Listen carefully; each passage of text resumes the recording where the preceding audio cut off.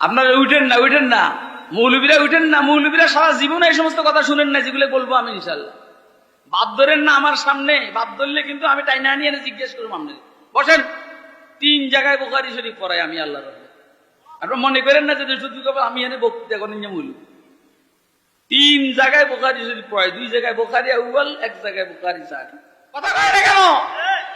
কথা কবে আজকে মাইক দিব রাত, যেহেতু জীবনে কখনো দাওয়াত দিস না, আজকে দাওয়াত দিছস, সামনে দাওয়াত দেওয়ার সম্ভাবনাও নাই তোদের, এই জন্য যত জাল আছে সব মিটাই আজকে জামুকা।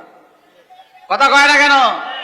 আর সর্বশেষ তোরা আমার হাদিয়া দিবি না, হাদিয়া নিয়ে টেনশন করার আমার সময় নেই। আল্লাহ পাকের দয়া, কোনো সময় নাই, কারণ আমার দোনো পকেটে সব টাকা, এই যে দোনো পকেটে কত টাকা আছে আল্লাহ ভালো জানে।